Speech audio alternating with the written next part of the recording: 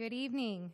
This is the regular joint meeting of the Oakley City Council acting as the successor agency to the Oakley Redevelopment Agency, Oakley Public Financing Authority. This meeting is called to order at 6:30 p.m. Roll call. Councilmember Fuller. Here. Councilmember Meadows. Here. Councilmember Williams. Here. Vice Mayor Henderson. Here. And I am Mayor Shannon Shaw, present. Item 1.2 is the Pledge of Allegiance, and I'm going to call Payson Valadez up here to join me. Payson is a fourth grader from Summer Lake Elementary. She has 3 siblings, 2 dogs, and 4 cats. Her favorite hobbies are playing softball and arts and crafts. She wants to be a firefighter when she grows up. She's 10 years old, and she loves telling people that her Mimi is the mayor of Oakley.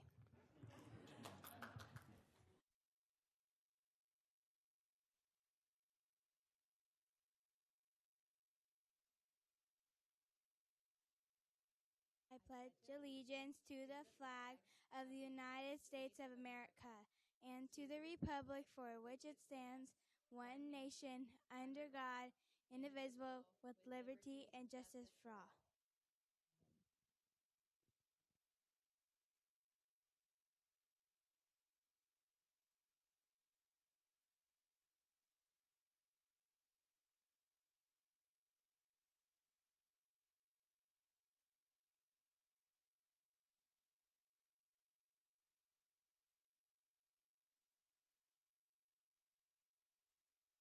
All right, item 1.3 is an update from the Oakley Library Manager, Lisa Cano-Loomis.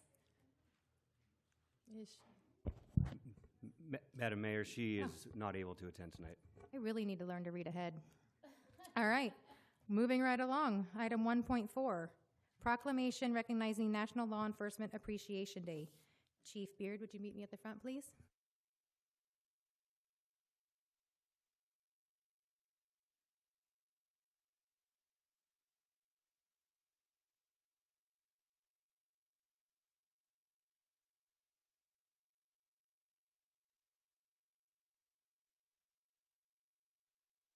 National. Hello? All right. National Law Enforcement Appreciation Day was founded in 2015 by concerns of police survivors to recognize officers across the country for the daily sacrifices they make to their communities. Whereas law enforcement officers of every rank and file have chosen a profession that puts their life on the line every day for their communities. They've answered a call to public service that is demanding and often unappreciated. On National Law Enforcement Appreciation Day, we have an opportunity to thank them for their service and offer a token of respect. Whereas the health and safety of the citizens of Oakley is important to the happiness, prosperity, and well-being of our city's families and community. And whereas the city of Oakley is the proud home of dedicated police officers who put their lives on the line to keep our community safe. And whereas these officers stand as leaders and teachers, educating the community about the importance of public safety. And whereas the city of Oakley appreciates the extraordinary efforts and sacrifices made by officers and their family members on a daily basis in order to protect our schools, workplaces, roadways, and homes. Now therefore be it resolved that I, Shannon Shaw, Mayor of the City of Oakley, along with the members of the Oakley City Council, do hereby declare January 9th, 2026 as National Law Enforcement Appreciation Day and call this observance to the attention of all of our citizens.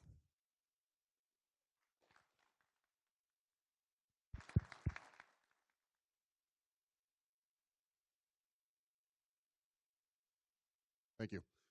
First of all, I do realize that this proclamation probably is not given in every community across America. So for that, I truly thank you.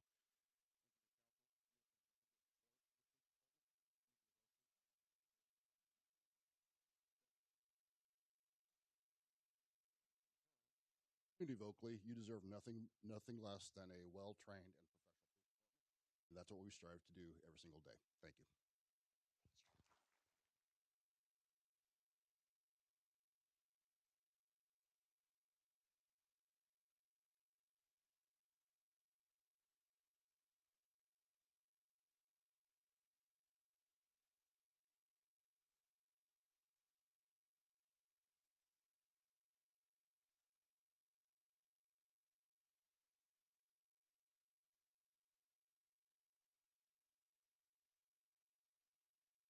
Sorry, I'm still up here for a while, you guys.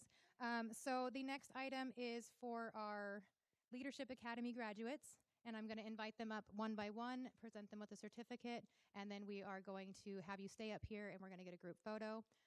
We all just got to have dinner together, so I enjoyed that very much. And again, thank you for participating. So let's get started. We have Tasha Ree.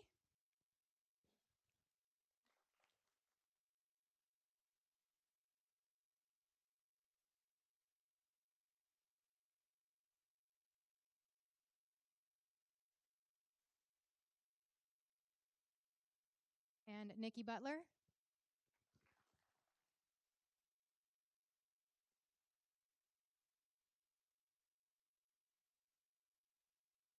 And Sebastian Carrillo Munoz.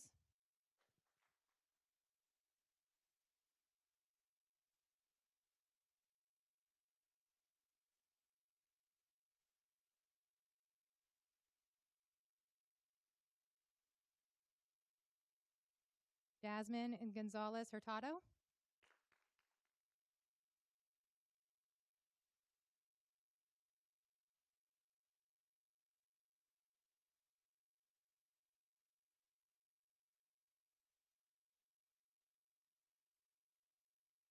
Fernando Daniel Lopez.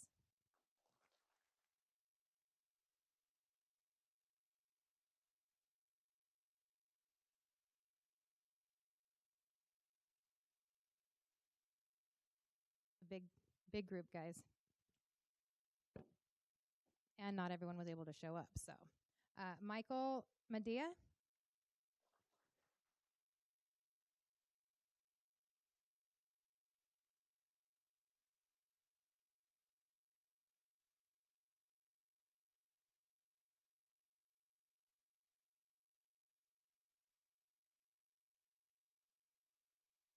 Evan McIntosh.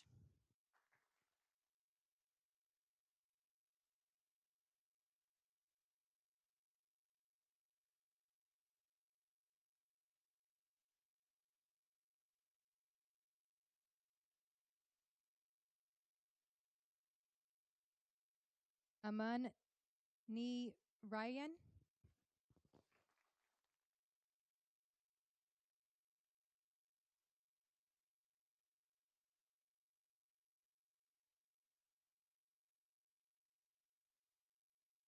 EJ Nigel.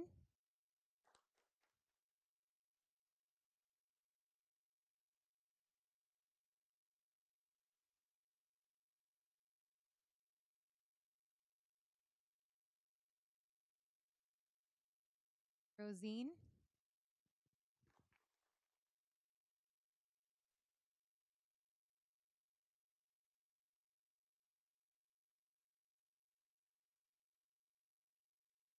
Olivia Pitzer.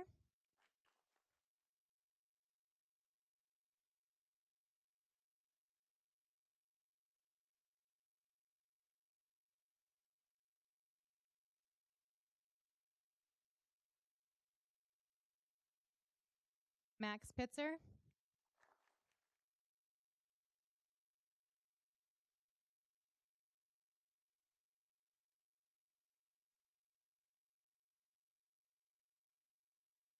I tried.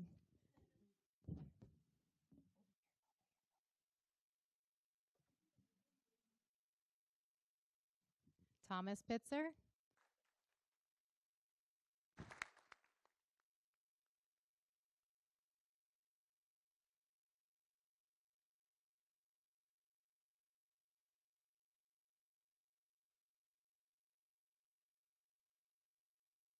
Pierre Rohan Reyes.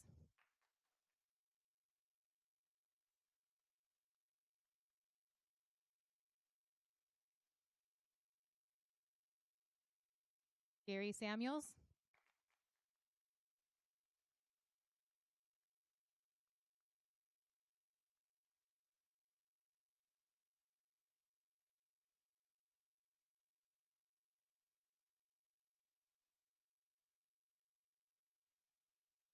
Stephanie Sylvester.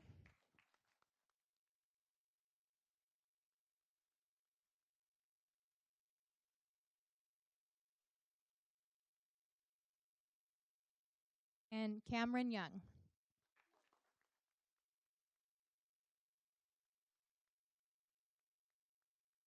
These folks spent a few weeks with our staff and got to check out every department, and their dedication to being here every week or every meeting was great. And I heard such great stories tonight about all the experiences they had. So this is our 2025 Leadership Academy.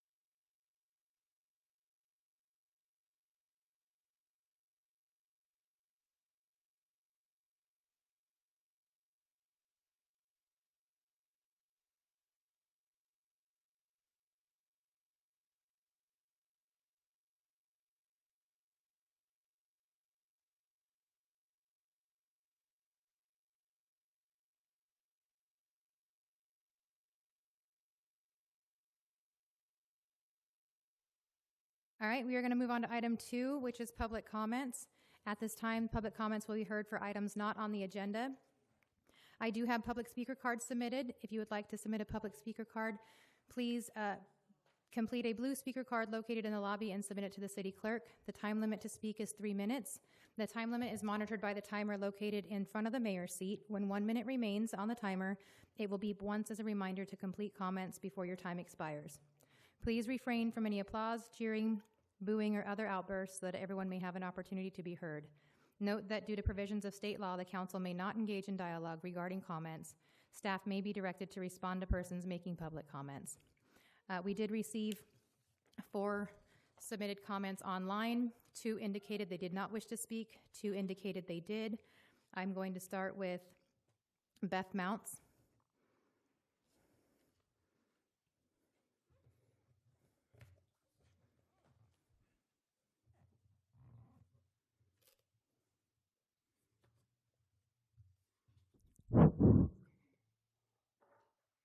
Mayor, City Council, audience, good evening. The name is Mounts, M as in mother, O-U-N-C-E. The first name is Beth. It's synonymous with scruples, principles, ethics, and of course, truth. First item, the Pane Bianco report. Much ado. I suspect hostile workplace is mentioned without proof. Been there, done that. If the victims and survivors want that report made public, I'm in agreement. If not, I'll go along with that as well. Their call, end of story, move along. Rule of law that was mentioned on Nextdoor. You know, that's almost laughable because it's an oxymoron at best. Because, George, you don't abide by the rule of law yourself. The YouTube videos and Nextdoor is the proof. I've seen it. I've watched the mayor gavel this council into a submission, you know? I'm going to be direct. You're unhinged. Just unhinged. You need professional help. Step down, step aside, resign. Go get the help. Unhinged folks on a city council are useless to my city too. I'm a person who resides in this city. By the way, just so you know.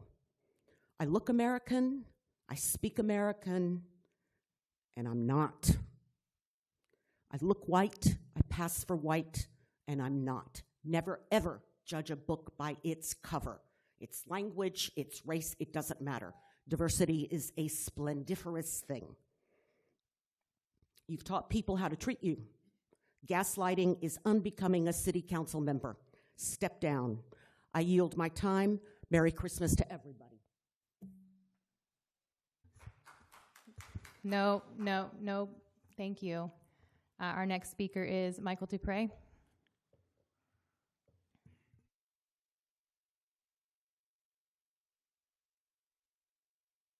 George, here we go again, as my screen goes blank.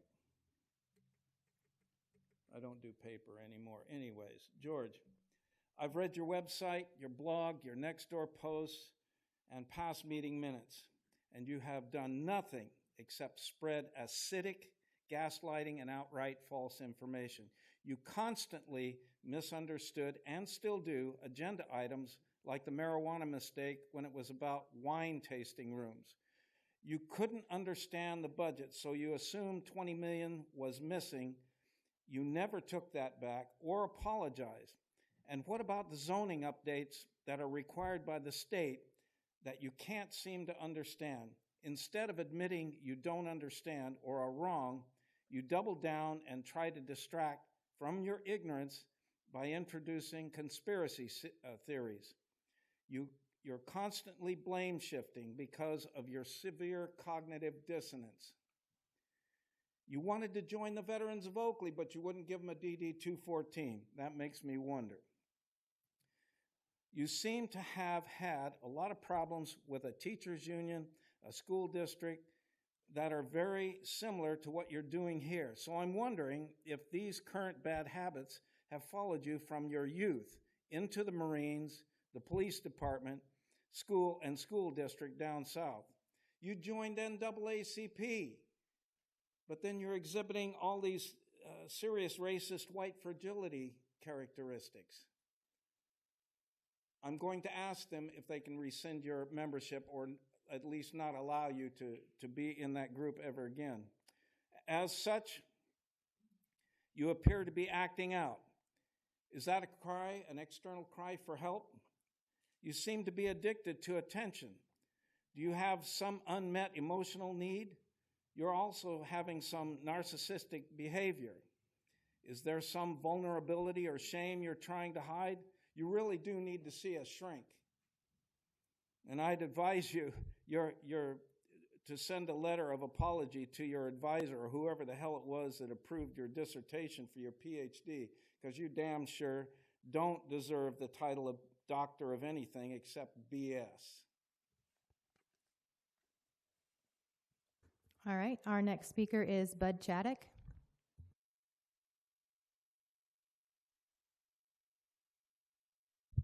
Yes, hello, Council, Mayor.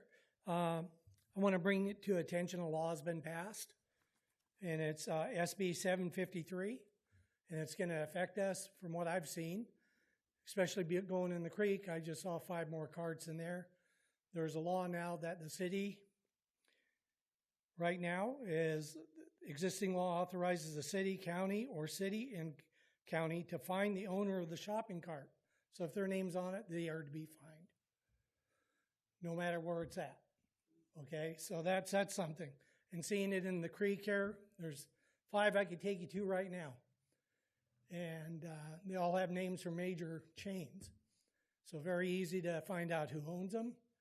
And they're polluting the creek. There's also part of this, it says environmental and public safety concerns. The bill addresses issues related to abandoned carts obstructing sidewalks and polluting waterways. So we got a pollution thing going on at that point. Let's get them out. I've asked about this several times. Let's go, let's clean, let's go. Some groups have donated free time. I was part of it. Tires, carts, whatever we get out of there. Now the carts are there. They are to pay for it. That's $500 just right there. Okay? Get it? You can store it. Find them more if they don't pick it up. just get on about. We're going to have a new grocery store. I'm happy about that. But I know what that's going to bring, being that it's down the street. So that's one thing I'd love to see some action on, and to do it, it is law. So that just got done. I'm very happy about that. On another note, we've talked about various affordable housing and whatnot. We were just up in the mountains with a person that was probably on city council up in the Chico area for 30 years plus, advisories and everything. My question to him was, over a nice dinner, what is affordable housing and how much is it? He says, well, that nobody knows. So I want to see next time an affordable housing thing comes up, tell me the number. So I heard this from someone that ran a city for 30 years, basically, or, part of it. And it just blew my mind. Let's get a number on it, because without a number, we don't know what that number is. So I think that's something that needs to be brought out in open to everybody each and every time, is how much is it? After hearing that from someone like him, I'm like, I haven't heard it here. What's affordable? Let's get on it and find out what that's about. On another note, the salmon are in the creek. We have had some poached. We took some heads off of the ones that had died, and they're at UC Davis being examined to see what creeks they came out of and what the genetics are. So we are doing that, which is more than Fish and Wildlife and other agencies have done. Thank you. Our next speaker is J. Connor B. Ortega.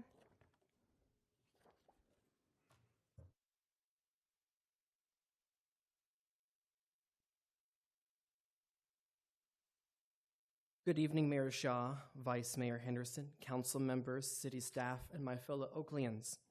My name is J. Connor B. Ortega, and I'm a resident of District 5, which council member Dr. Fuller represents. And I come forward tonight because it saddens me that due to my involvement in state and national politics, I was unable to attend the October meeting where this council declared November to be Homelessness Awareness Month. For over 2 decades of my 30-year life, I have called sidewalks, bus stops, shelters, and even forgotten motels with unthinkable sounds surrounding a home. As a proud member of the Oakley community, I now come home to an address that has 3 full meals, an actual bed with pillows, and the only sounds are an alarm that wakes me up for another day. I am here this evening to express my deepest gratitude and appreciation that the place I call home recognizes November as the month where we recognize those who have been homeless or those who currently don't have a home. No doubt that this proclamation is a first step, but it sets us on a path to ensure anyone in our streets surrounding won't call the streets their home as I have before. Thank you. All right, thank you. And the next speaker is Sharon Kay. Hello, Mayor, and hello, council members. I've been coming to meetings here for approximately about 16 years. I do live out at Summer Lake. I'm here on 2 different things. First of all, I couldn't say anything better, George, to you than those 2 people that was up here tonight. My thing is, I have a pretty big platform on social media. The post that you just made, I'm appalled that it reminds me of how there was chaos in Antioch and Thorpe and all of that. I personally think that you do need to get help and everything. You've even mentioned at the last meeting that I was at, which wasn't the one before, out of the clear blue sky, you brought up your son being autistic and Tylenol and everything. Didn't have anything to do with anything, and I'm sitting back here going, where did that come from? My daughter's also autistic and autism. I had her at 35, but I never took Tylenol. So it was another kind of conspiracy theory that you believe in. But my thing here tonight is the post that you just did on social media tonight that was brought to my attention. I was on the recall for Diana Becton. I am asking, I'm not in your district. I'm in Shannon's district, but I'm asking anybody that wants to, that I would be willing to participate for your recall, if there is one or whatever. So that's what I got to say about that. I think you do need to either resign, or step aside and let somebody else hopefully do better than you've done for years. It's been complete chaos of this council. And I didn't move here to be like, and it was in Brentwood had chaos, Antioch had chaos, and this board has been chaos for quite a while now. So it saddens me. I don't want to live. I'm the HOA president out at Summer Lake, and I walk across the aisle for each and every one of them, whether they like me or not or whatever. But you don't do that. It's complete chaos. My second thing is that I need Oakley PD out in Summer Lake more and more and more. I see the sheriffs going out to Bethel Island constantly. We just had a homeowner hit because of running a stop sign, T-boned her. I've asked for this. I just saw Ditto out there and said, Ditto, can I please have another conversation with you? I've asked Beard. We need to have more. It's on a daily. I have video. I've done everything that I can, but we need more officers out there to patrol. It's a daily, hourly thing. I can't leave my house in certain hours.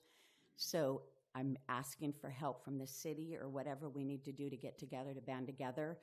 I get it. We're so far out there, and I think that's the mentality of people that do live out there and go out there. And thank you. Thank you. All right, seeing no other public comments, we are going to close that item and move on to council member comments. Are there any council members that would like to speak? Please remember that the timer is regulated to 3 minutes. Councilmember Fuller. Yes, thank you, Mr. Dupre, for being here. My DD 214 is on file with my mortgage company, is on file with the VA, is on file with the American Legion, which you have to have an honorable DD 214 to join, but you're and I understand you can't get in. I understand. I did not give it to that veterans group. I would not recommend any veteran in the city of Oakley or otherwise to submit to them their DD 214. I am glad you're here because you're a living example of why you should not disclose that hard-earned document to your wills. And Ms. Beth, I hereby anoint you the Gadflad of Oakley. It used to be Mike's job, but now it's yours. Over the past few days, Anissa Williams publicly referred to me as a racist. Not only were the comments repulsive and inaccurate, but they were also an insult to our community's members. The situation involved a neighbor who is an ex-Oakley code scofflaw coming over to another neighbor's rear yard and cutting down the palm trees. One of the palm trees fell into my yard, followed by a thug who had a lot of FUs and idiots thrown at me. The felling of the tree now appears to be deliberate. I posted the incident on Nextdoor indicating the neighbor is an unlicensed contractor and uninsured. I also posted he seemed to have hired a 5-man undocumented crew to assist him. In other words, my neighbor was way over the line regarding legality of his works. Williams responded that since I had used the term undocumented, I was a racist. Now, during my post, I did not mention any demographics of any person. I did not mention the nationality of any person involved. I did post pictures of the people involved and the person's names. Williams' prejudicial beliefs towards people's marginalized demographic minorities believes that people of color are the only ones that are undocumented. It is called racist microaggressions that she carries. She firmly believes that a white person, that white people do not commit crimes in Oakley. Thus, she surmised I was talking about people of color. This is wrong, and it's microaggression racism. Any person in this country who is employed is expected to have proper documentation. If they do not have proper documentation, they should not be employed. They are both lawbreakers. And to sit here and identify lawbreakers, but because she is super white, she figures that I must be talking about undocumented because she is white and only colored people make it. Speaker's time has expired. Please disengage. Thank you. Councilmember Williams. All right, first I have to say it's Sagittarius season, so let me be the first to wish Joshua McMurray a happy birthday and the rest of our Sagittarius crew. Lucky Council is surrounded by a Sagittarius. Myself, Aaron, and Hugh are all Sagittarius. So I just had to get that out there. I will talk about this a little bit later, but I did want to just mention how amazing and magical Christmas was. I know the staff did a great job, and so I'm going to talk about that more, but I do think I was stopped at Trader Joe's. People didn't even know who I was, and they were talking about how magical Oakley was. So I really want the staff to hear you guys did an incredible job. I am sad that I have to finish this on a disappointing note, but I do have to make a statement regarding all of the horribly racist and dehumanizing comments that were put on social media by a current council member, and state that he does not speak for the rest of the council. The diversity of our residents in age, in gender, in race is what makes Oakley a better place. The disrespect, belittling, and disgusting comments made about humans, the very people we took an oath to represent, just shows all that is wrong with today's politics.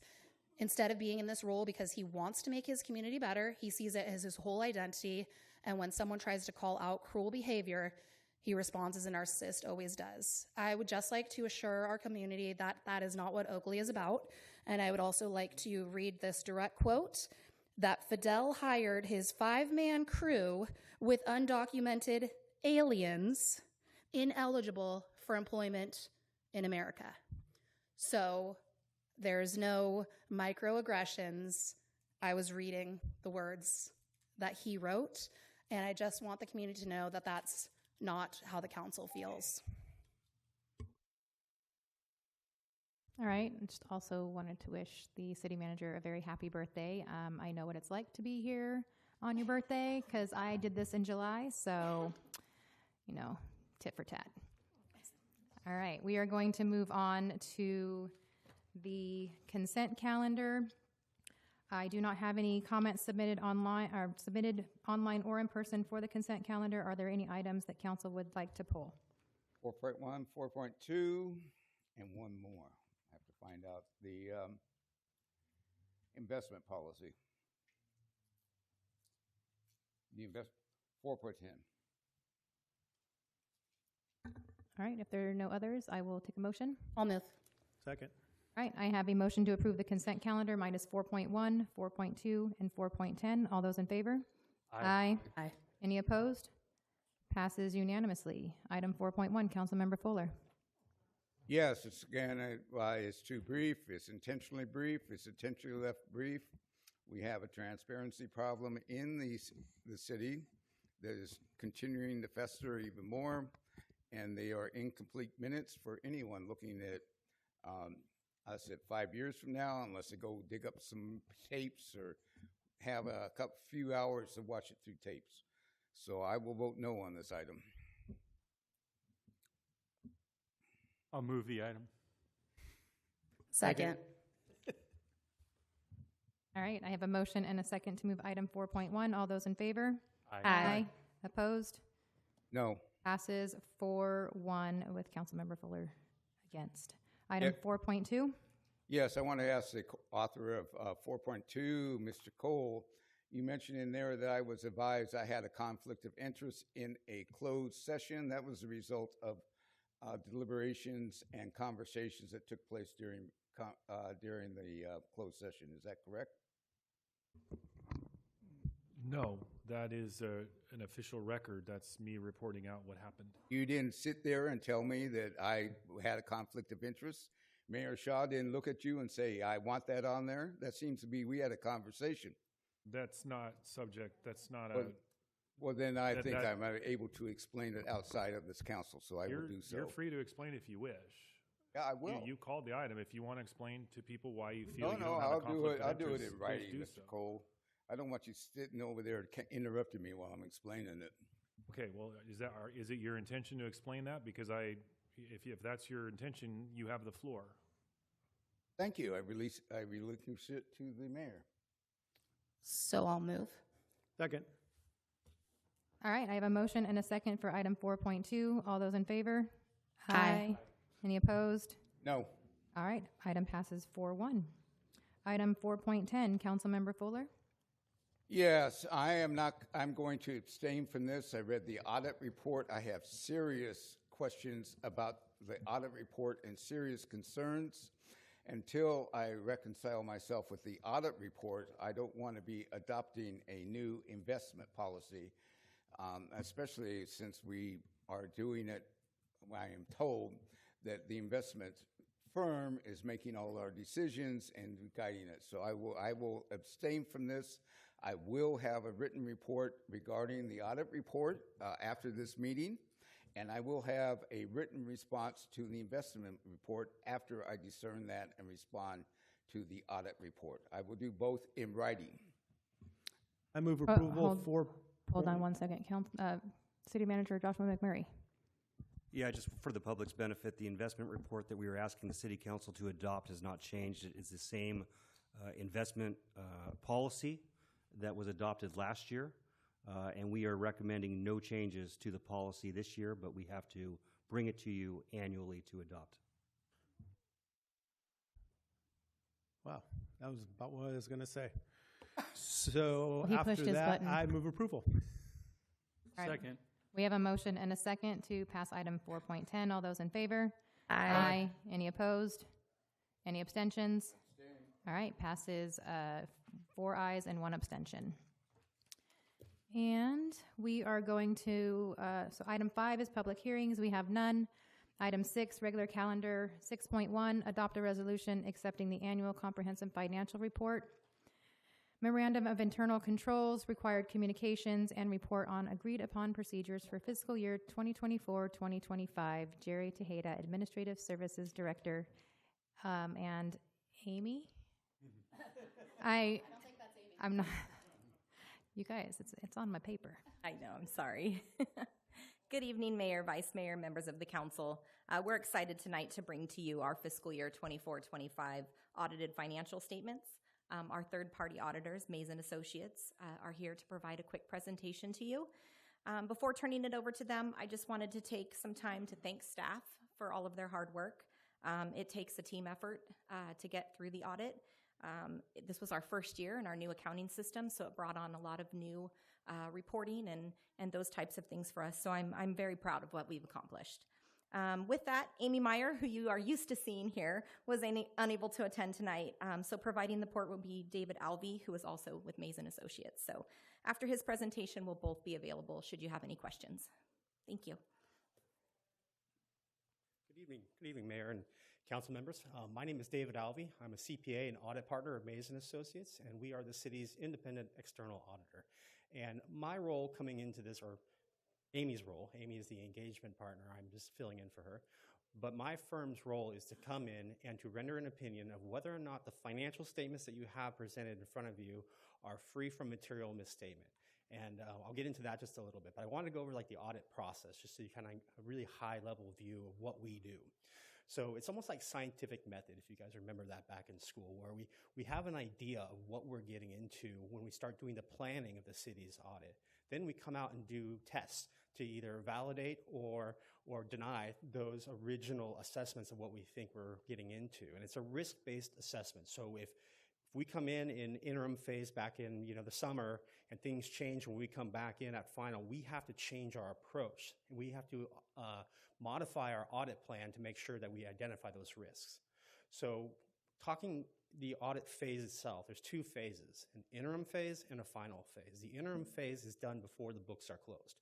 When we're doing our interim phase, we're looking at the internal control environment, the bones of the internal controls. So make sure that there's no one person that can initiate, approve, and book a transaction without a second set of eyes on it, because that would be ripe for fraud or even for error. So during that phase, dollar amounts don't matter. If you're not following your purchasing policy on a $10 disbursement, that holds enough clout, the same clout if that was a $10,000 disbursement. So we're pulling journal entries to make sure there's differences between preparer and reviewer. We're looking at disbursements, making sure there's backup, making sure that they're booked to the correct accounts, making sure that there's approval and they're following your purchasing policy. We're looking at payroll samples to make sure that they're following the MOUs, pay rates, approved timesheets, that sort of thing, and cash receipts, that those are also being reviewed as well. So After all of our testing, we get what's called a management representation letter signed by management saying that they own the financial statements and they're responsible for creating an internal control environment to mitigate those risks. That becomes our audit opinion date, and that's the end of the audit. So that's a really high-level view of the audit process. In terms of the reports you have in front of you, you have the annual comprehensive financial report. So that's also known as the ACFR. Has three sections: the introductory, which is all done by management, the transmittal letter, the map, your GFOA award, that sort of thing. Then you have the basic financial statements, which starts with our audit opinion and goes through all the notes and the required information. Then you have the statistical information in the back. And for a nerd like me, I love that because it has 10 years worth of information, you know, your highest ratepayer, your different employers you have based on the employees. So I love looking at that stuff as well. So page 1 of the audit report, or 23 of the PDF, is technically the only piece of this document that my firm owns, and it's the audit opinion. And I'm pleased to say it is an unmodified audit opinion, which is the highest level of assurance that a CPA firm can give. We do have an emphasis of a matter in the opinion about a restatement having to do with some miscalculations of capital assets that were kind of teased out during the ERP implementation, but it doesn't modify our opinion at all. The MD&A is on page 5. Now, the MD&A, if there's anything of this report that you read, I recommend you look at that, because that is really the executive summary of why the numbers change. You know, we render opinion of what the numbers are and that we think they're correct, but not so much the why. And so I really recommend you take a look at the MD&A. Some financial highlights: your general fund balance increased $3.7 million, primarily due to proceeds from sale of $5.3 related to the Grand Cypress Development Agreement. Your emergency reserves in the general fund of $8.7 million was fully funded as of June 30, 2025. You got some American Rescue Plan Act money of $2.1 million spent, but there's $4.5 remaining. And like Jerry said, you successfully implemented a new ERP system, and that's no easy task for any finance department. And to still get your ACFR done on time, that's a true testament of some hard work. In terms of the Transportation Development Act report you have in front of you, the city spent $44,000 on lighting system on Deanza Trail, and so that required us to have that. There is one item in our memorandum on internal controls about this, just regarding identifying that a TDA audit was needed. Then you have the memorandum on internal controls. This is also known as a management letter, and it's my firm's communication to this city council of things that we found during the audit. And it can be categorized in 3 ways. A material weakness. That means something material can flow through the internal control process, that we tested, and result in a material misstatement showing up on the financials you have in front of you. We have nothing to report there. The second is a significant deficiency, that something significant can flow through that internal control process and not get caught and result in a significant issue with your financials. Nothing to report there. And the last one is just in other matters having to do with the TDA. Just one little comment there. And then the required communication. We have with you about upcoming Government Accounting Standards Board pronouncements. There's only 2 coming down the pipeline right now. They don't look too scary. Within the required communications, we're supposed to tell you about the new GASBs that were implemented this year. So GASB 101 having to do with compensated absences, so the way that's calculated changed a little bit. And then the other GASBs didn't affect you at all. We're also required by audit standards to tell you that we had no unusual transactions found. As auditors and as accountants, we have to use assumptions. That could be fair market value of investments, that could be useful life of capital assets. Technically, all the assumptions in your pension and OPEB also have to be signed off by management. We tested those, and we had no issues with those. We had no material adjustments and no unrecorded adjustments noted. And we didn't have any disagreements with management. We don't think management was limiting the scope of our audit, and we don't think that management had another CPA firm in the wings just in case we didn't issue an unmodified audit opinion, which I'm pleased to say we did, and it's the highest level of assurance. And with that, I just want to thank Jerry and your finance team and open up to any questions you might have. All right. Is there any questions from council to staff? Councilmember Williams? You did mention that we have a new system. Did that make any part of this harder? Were you having to compare multiple things? It was like learning how to ride a bike again, right? So all of our reports are different. They look different. We find them in different places. So yeah, it was different. It closes the year differently than our old financial system, uses dates and not periods. It's very different, but the team handled it very well. And we started early. We knew it was going to be different. You know, as you see in the MD&A, last year is compared to the current year. And so we have to have a crosswalk that compares those for our auditors so that we can explain the differences. And so we started early. We started early, probably July, August, of getting that crosswalk prepared so that we would be ready to be able to close on time. Okay, great. And then that should hopefully make it a little easier, this next one? Okay, yes, great. Absolutely. Yeah. Awesome. Thank you. All right, seeing no others, I do not have any public comments on this item or see anyone coming up, so I'll bring it back to council for deliberation. Councilmember Fuller? Yes, thank you.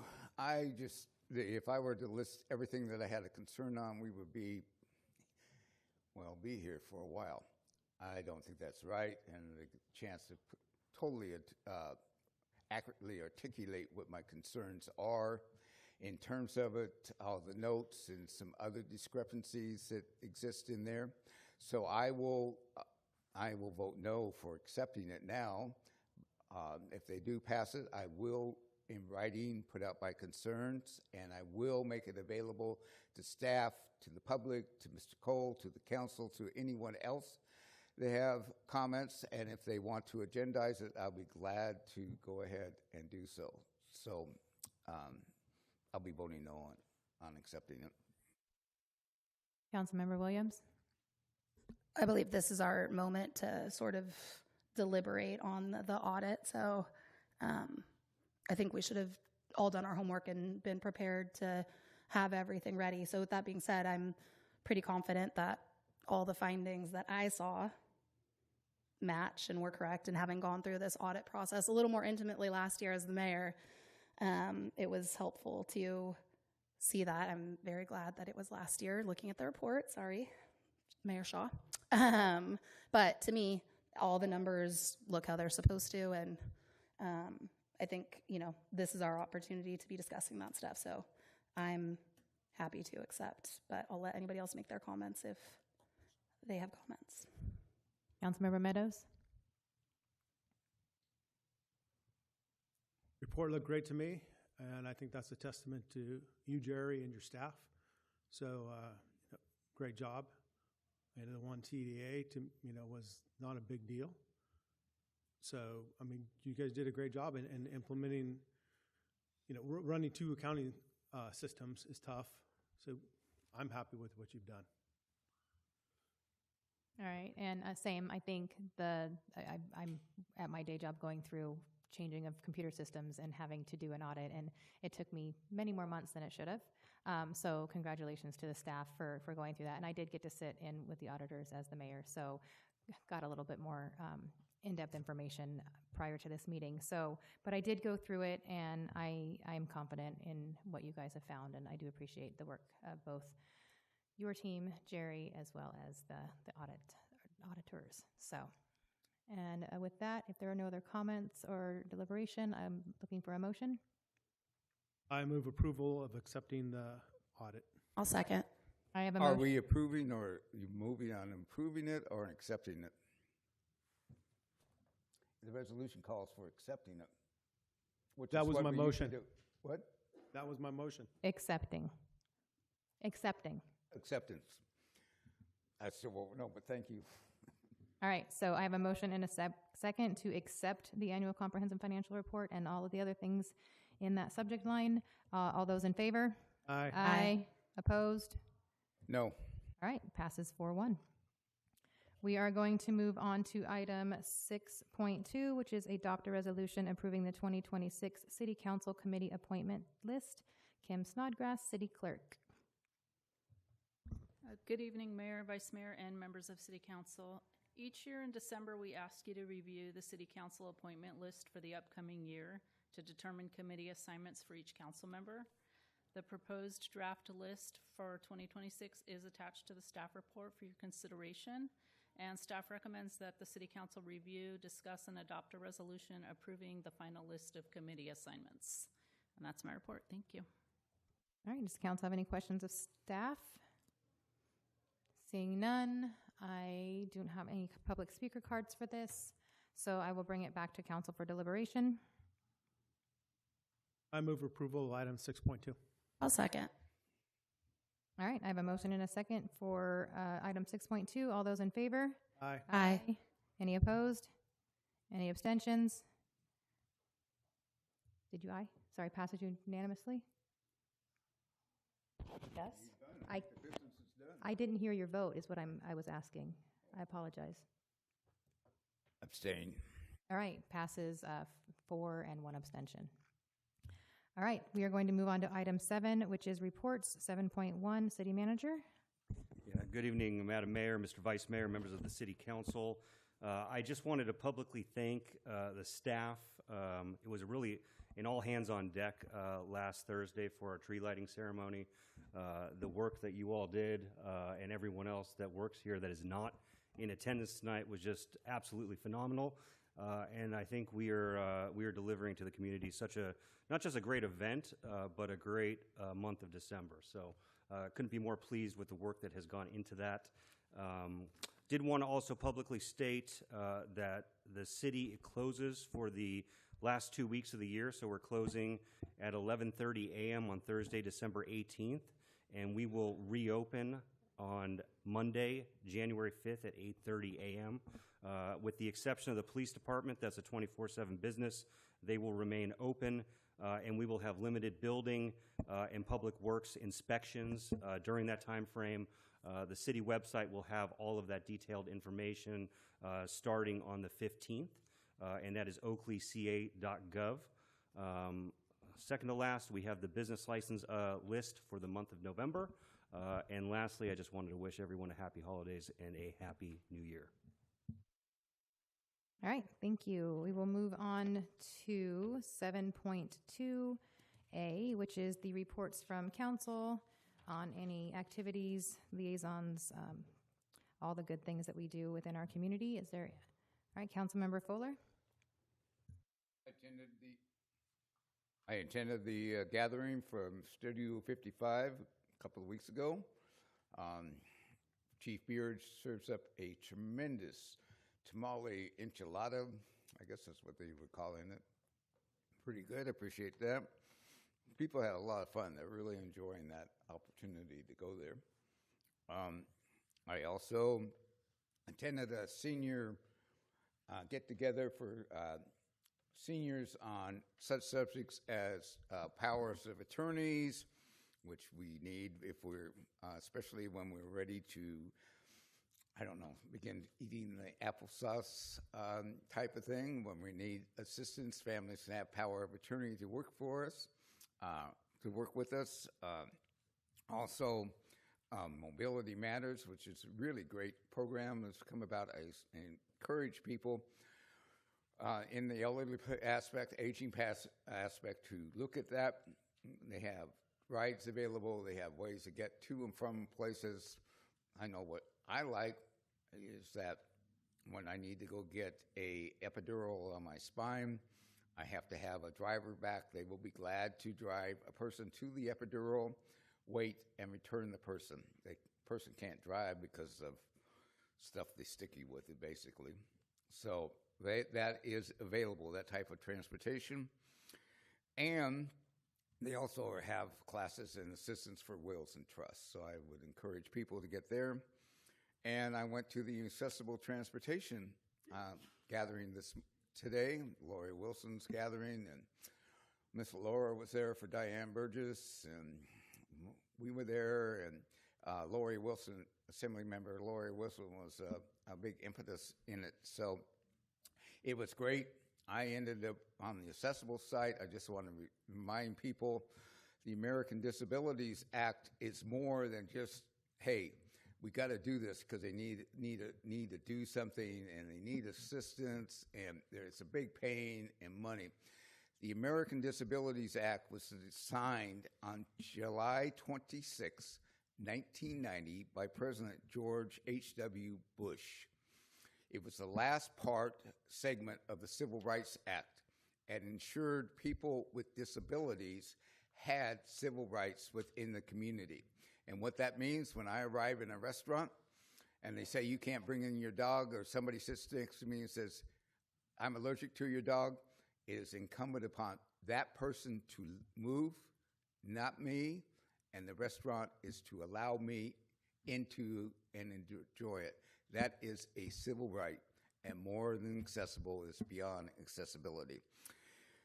So, that's enough. Council Member Meadows. Since our last meeting, I attended a board meeting of Contra Costa Transportation Authority, and then last Thursday I attended the tree lighting here, which was very, very well attended. And I think staff did a great job in decorating the whole campus. The tree looks great. You know, with the ice rink across the street, the carriage rides. I was down in this area on Sunday, about 5:30. There was a line for Santa, and there was a line for the carriage rides, and I thought that was just outstanding. So, good job to you, all you guys. Vice Mayor Henderson. Since our last meeting, I attended Studio 55's Thanksgiving event. It was good turnout. Again, the tree lighting last Thursday night, to see a couple thousand people in the Civic Center here, and the smiles on people's faces and everything, staff definitely hit a home run. And then on Friday night Bites still had a nice attendance, and with the rides going on and everything, there were a lot of people downtown and enjoying that. And I also stopped by the mayor's food drive. Councilmember Williams. So, surprise, a lot's happened since our last meeting.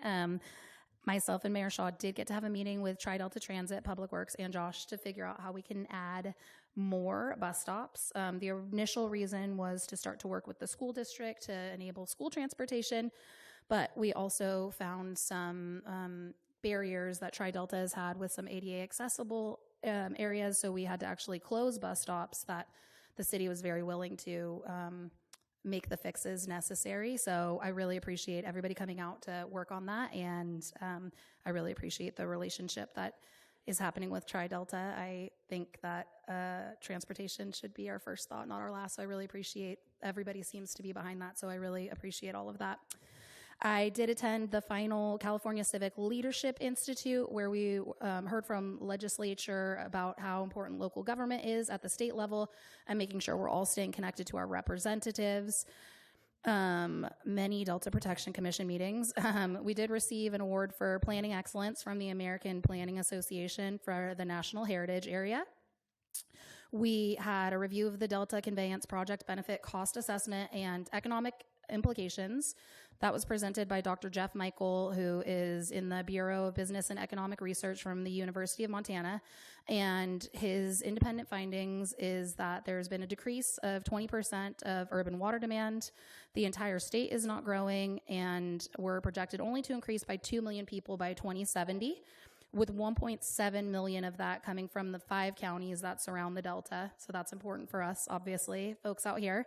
While the areas getting the water from us are rapidly declining in population. This is very important to the tunnels because there will be far less demand and far less ratepayers to pay off the expenses of the project.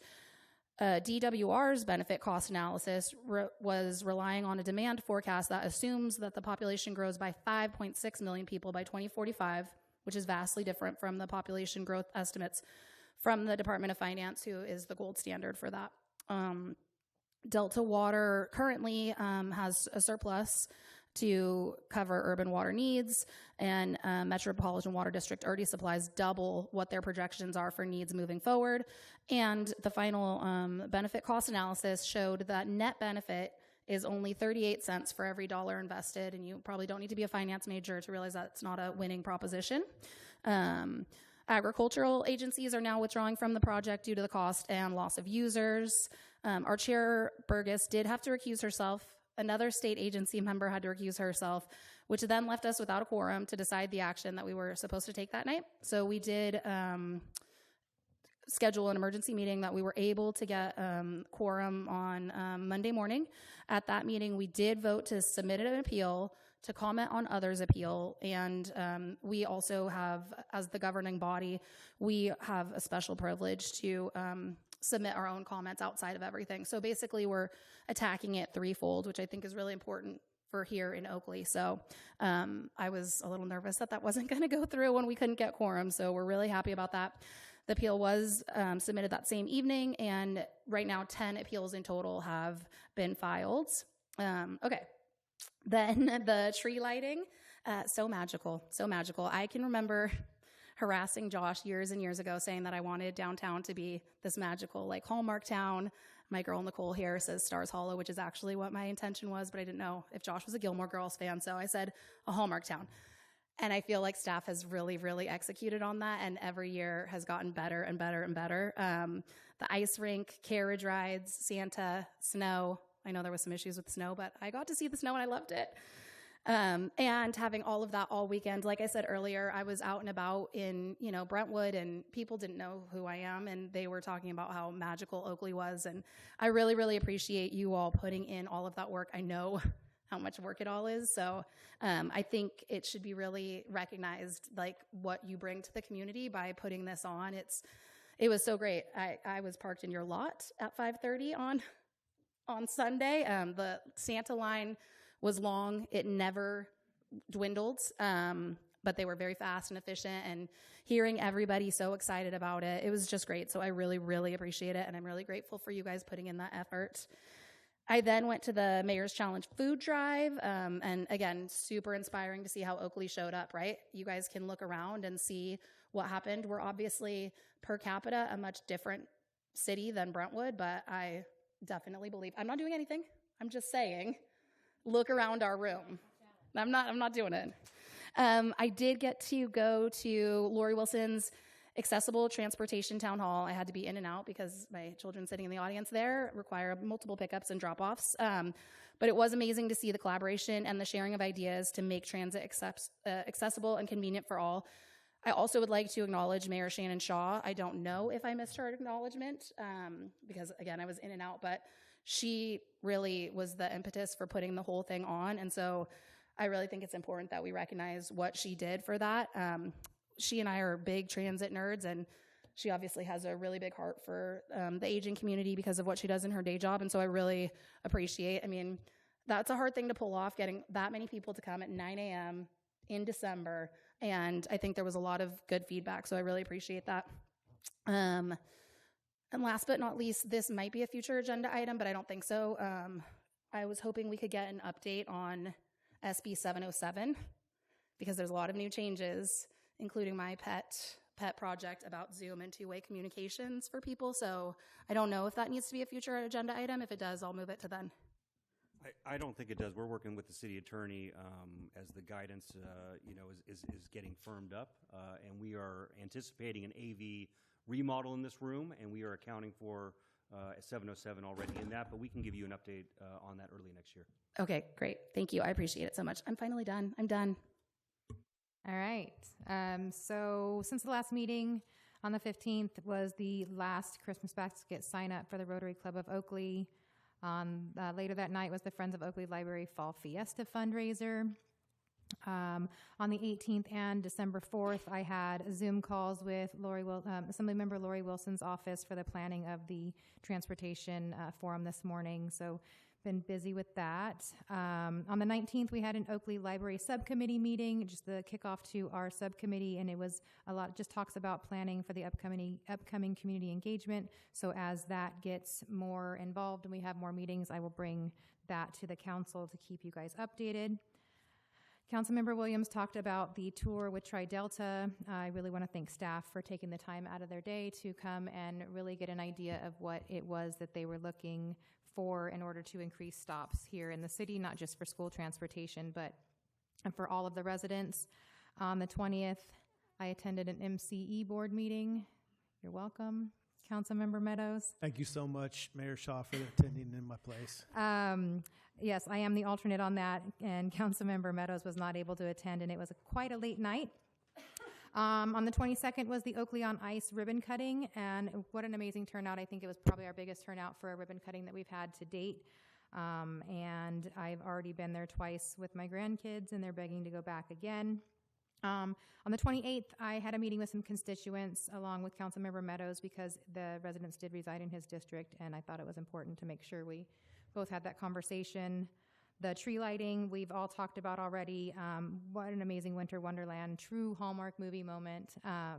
And I was the same. I was in and out of downtown over the weekend, and the lines were just long, and it just warmed my heart. So that was really cool. On the 5th was the Mayor's Challenge, and I will get to that in just 1 second. Let me finish up the rest of the month.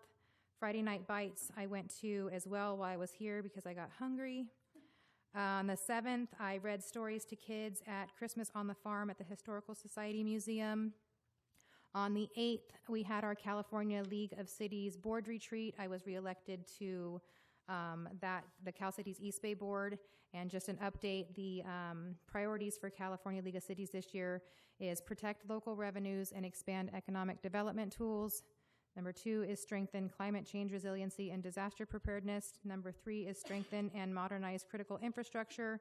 And number 4 is secure investments to prevent and reduce homelessness and increase the supply of affordable housing. So we will be diving into those all in the next year. And then, of course, this morning, the Transportation Forum for Assemblymember Lori Wilson. And, we had 20 seats started when we got there, and I think I spent 3 hours 2 seats at a time, just adding chairs because tons of people just started showing up. So really appreciate the residents coming out.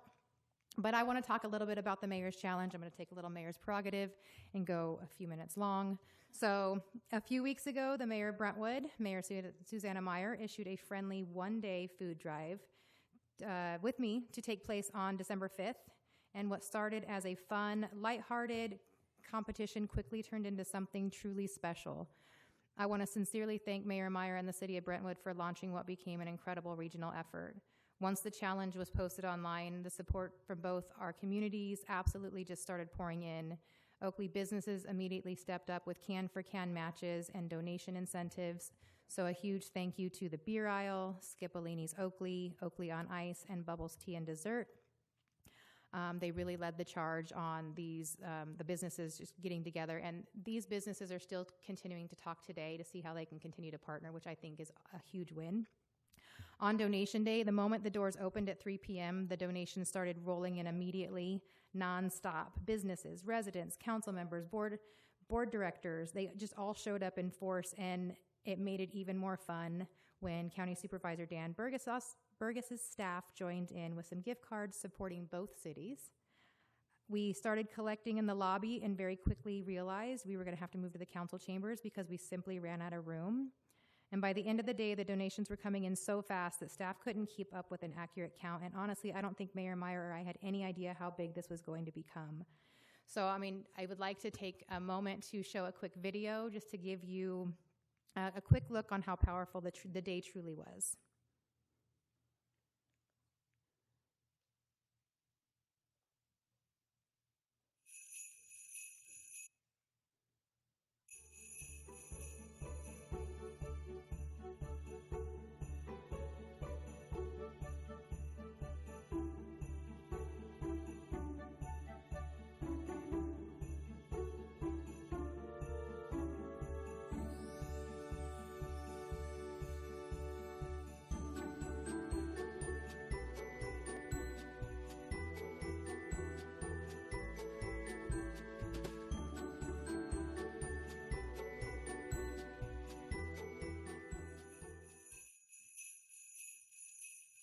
All right, and as you can see in the chamber today, we have all of the donations, just boxes of food, and staff helped me create this little visual presentation, so I really appreciate that. But let's get down to the official results. After comparing photos and videos of both locations, asking non-biased folks to assess all the donations in each city, we have come to the conclusion that we are calling it a tie.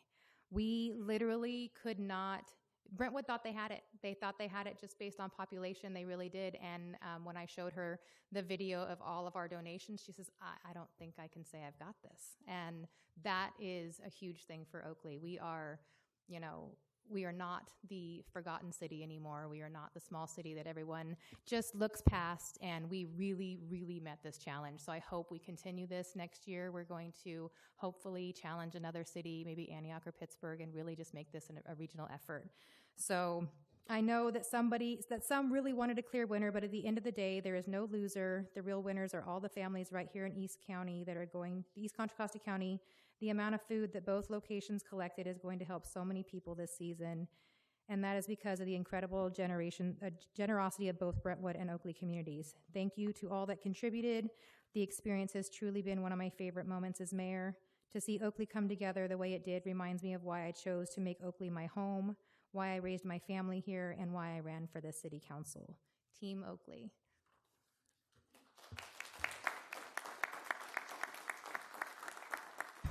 All right, thank you. And with that, we will close 7.2A and move on to 7.2B, which is future agenda items. Councilmember Fuller? Yes, I would like to agendize an item to censure Councilmember Anissa Williams, who decided on her own to interject herself in my attorney-client relationship.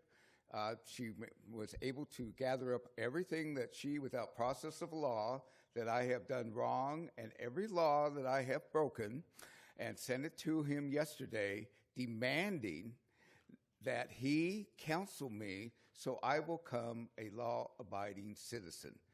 Girl, that has got to be the new one for me. So I would like to have a censure. That is just a little too much. All right.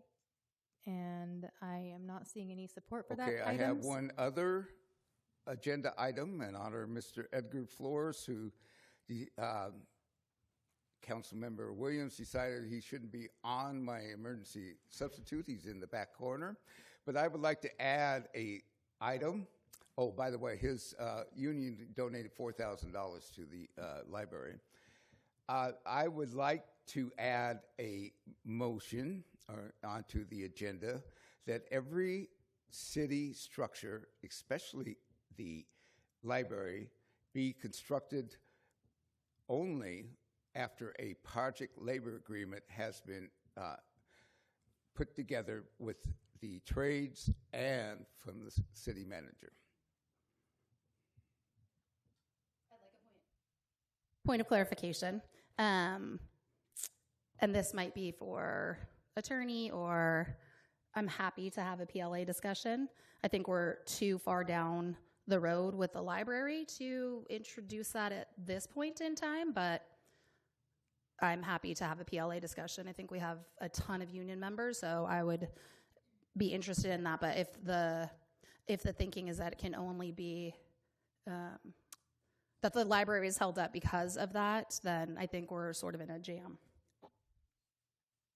Perhaps Councilmember Fuller can elaborate on, as I heard his request, it was more forward thinking, which is that the city should have some type of project labor agreement requirement or unionization requirement for future city projects. May I Councilmember Fuller, is interject? that I asked accurate? for only agenda item, not to have a discussion on the topic now. No. I think it needs to be publicly agendized and let Correct. people weigh in. Councilmember And Fuller. that's what we're trying to figure out, what you're asking for, and I think. A work session would work. And what is the work session, the subject? To determine if all future items, construction done in the city of Oakley, including the library, which is, we can find out if it really is too late, be constructed with a project labor agreement negotiated with the city manager for all trades in the eastern Costa Costa area. I'm happy to second if it doesn't hold up anything with that. I would like to have a work session on PLAs. I just don't want that to hold up the next phase of anything that we're doing with the library. So that's my concern, is when we slot that work session in. We can address, we'll Perfect. bring it to you and we can address, legally if it's something we could apply to an existing Great. project. Perfect. Thank you. Then I'll second. All right, and then Councilmember Williams unclicked her button. So seeing no others, we will move on to item 8.1, which is, our work session, 8.1, Bridgehead Business Park Low Properties Preliminary General Plan. Work session to discuss the merits of a potential project and to amend the general plan use designation of an approximately 1.36 acre site from business park to light industrial. Evan Gorman, Associate Planner. Thank you, Council. Tonight's item, like you mentioned, is a preliminary general plan amendment for some properties on Bridgehead Road.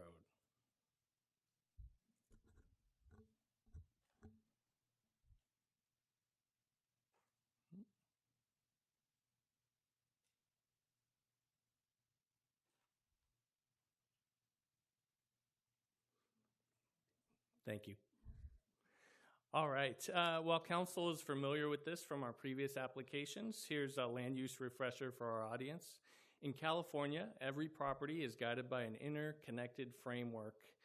At the broadest level, the general plan land use designation establishes a city's long-term vision for how land should be used, such as residential, commercial, industrial, or open space.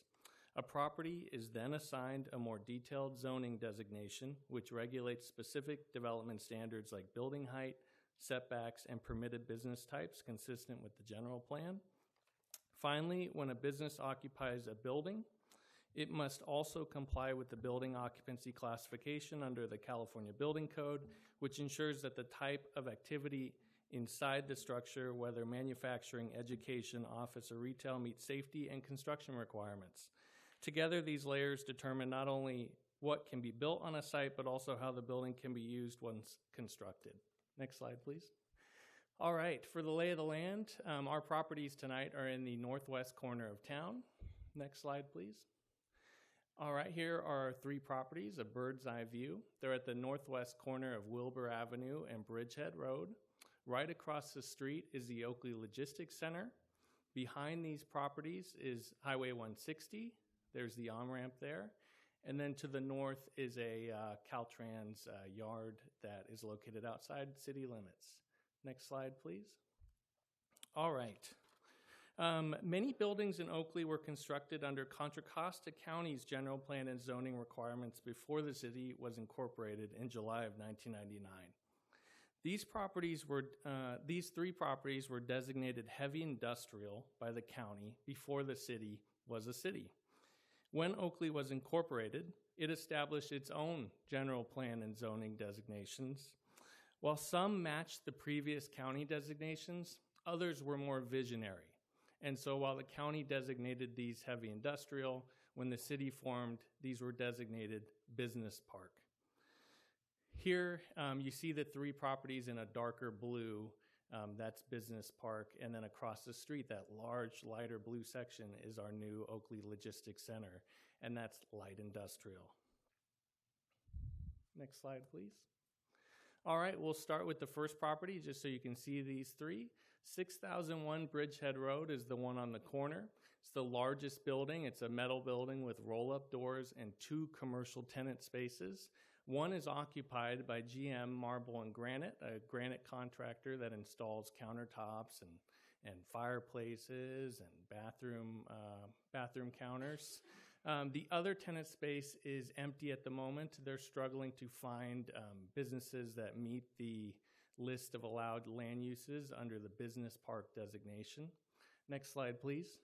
The middle property is 6113 Bridgehead Road. This was empty for many years, and recently Luma Builders, a contractor, occupies it. They have a zoning enforcement action because a contractor's yard is not permitted under business park. That needs light industrial. Next slide, please. Finally, the last one is 6115 Bridgehead Road. This one again was empty for many years. It has roll-up doors. It's just a small building. That trailer is no longer there. This was recently purchased by a property owner who was not familiar with the zoning regulations. They intended to establish some light industrial uses that they thought could benefit the logistics center, but then they've stopped because they found that the zoning does not accommodate that. Next slide, please. All right, tonight's item is a work session request. Why a work session? A preliminary work session offers a chance for feedback and community involvement. Because this is a work session, we haven't done our usual review. The purpose of this work session is to simply get feedback from the council on whether there is support for the change in land use designation. Next slide, please. This item is a request to discuss the merits of the potential project to amend the general plan land use designation of these properties from business park to light industrial. Next slide. The applicant's reasoning. The three property owners have jointly filed for a preliminary general plan amendment citing multiple reasons. They report strong market demand for light industrial space from small businesses seeking available rental units, which could provide support services to nearby Oakley Logistics Center. Both property owners and prospective tenants, they find that the list of businesses that are allowed under their current designation, including copying facilities and travel agencies, are out of date. They report minimal interest in these types of businesses. And finally, they find that the original vision of one unified business park is just not feasible in these current conditions. We brought this to the Planning Commission on November 18th. They were generally in support of the change in the designation. They expressed that when someone hears industrial, they think of environmental concerns, but they found that they supported it once they realized that this designation would need environmental review, and then subsequently each business that moves in would have its own regulatory process. No residents or other interested parties made comment. Next, for the staff assessment, this is different than an analysis. We're just providing a few facts here. Amending the general plan designation, if you were to support it, if these applicants were to move forward, and that would pave the way for a rezoning. That would obviously allow light industrial uses to be permitted on the property. Business park businesses would no longer be permitted. However, so business park development would remain viable potentially because someone who wanted to develop all three of these properties could propose that at one time and also propose a change later on to accommodate their development. Next slide, please. Roughly, in my experience, roughly 50 businesses have been turned down on these properties because they were light industrial in nature and we weren't able to accommodate them in the zoning. If approval of a future general plan amendment and rezoning were to go through, we could then approve those types of businesses. And then finally, whenever you look at a building, it may not be ready to have certain uses. You know, something with a roll-up door can accommodate a daycare. And so if this moves to light industrial uses, we find that the buildings have the appropriate building occupancy for them, whereas if someone wants to do a business park, they need to redevelop this full site. Now, second to last slide. Now for requested City Council feedback, thanks for your patience. This is just an advisory work session only. There's no process to approve a project tonight. The City Council is requested to provide feedback to the applicant on their proposal. Examples of such feedback may include, but not be limited to, comments on the preliminary land use designation proposed and whether there is interest in considering an application for this change. Now for the final slide. All right, there's just a visual to help with any discussion. I can answer any questions you have, Council. I appreciate your patience. I also have the property owners here who'd like to say a word or two. If it pleases the Council, they can be called up, and thanks for your time. All right, with this being a work session, I'm going to ask for public comments first, which I do not see any, and then back to Council. Councilmember Williams. I just have a question. You mentioned that they estimate that you estimate there's been 50 applications that we've kind of missed out on. What kind of time frame are we talking about that we've lost that? Yeah, that's a really good question. So it's as one of the main point of contacts at the front counter. In 4 years of working, we have had roughly 15 business licenses where they're at that point, and then roughly 35 folks who come to the counter and say, "This is my business. I'd like to move in here. Is the zoning appropriate?" And we've had to decline. Okay, and while, obviously this is still a work session, we haven't approved anything, can you give us the types of businesses that have been applying, especially if there's been, a consistent theme in the ones? Yeah, that's a really good question. I think a lot of it has been industrial users that are similar to the countertop contractor, general contractors' yards like that moved into the middle property. Smaller ones were commissaries for food trucks, things like that. And then lately, once the logistics center was built, it was more logistics center based. And then finally, the last one is mechanics, things like that. Okay, thank you so much. I appreciate. Have we gotten anybody who's requested any business park uses in that spot? No, I think I would say maybe one or two had ideas for cafe or restaurant, which is one of the few that resemble the daily inquiries you would get for property. Good question. Okay, thank you. Councilmember Meadows? So I've seen the property sit there for many, many years, and I believe your example with the 50 users, because I've talked to a lot of them, and it's been really vacant for the most part for a long time, way underused property. Changing the zoning to light industrial is consistent with what's around it, and I fully support making that change. All right, any other feedback for the work session? Councilmember Fuller? Yes, I appreciate all the work that's been done and the thoughts that have gone into it. And there'll probably be a day that we can discuss it further. But the last economic development survey that we did, that we had somebody fly in from, I don't know, was it Ohio, and did all sorts of surveys and went through, said we just don't have enough office space, which I agree with. Perhaps there's others that know they have the office would disagree. But I'm not for just knocking those down yet. I think we have to work on it to get those office buildings. We have the distribution center. We have businesses expanding. I'm still looking.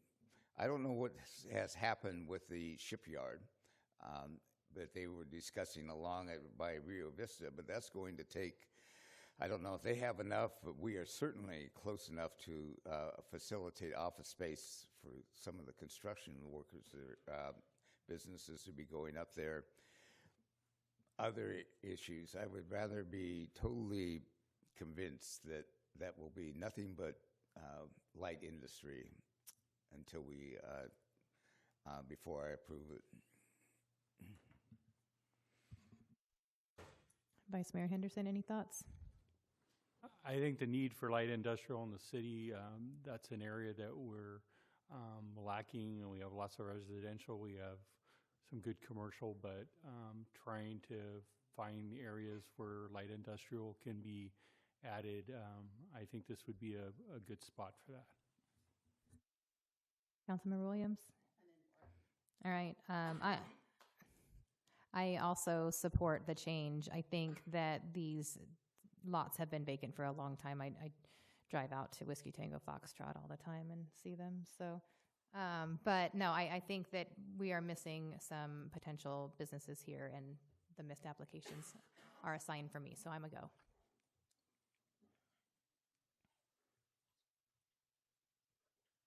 All right.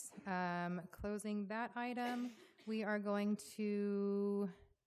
Oh, I'm going to hand over the agenda to Vice Mayor Henderson. Well, we're at the time of year where Mayor Shaw's completed her year, and we're going to do some presentations tonight, and we're going to start off with the mayor and her comments. All right.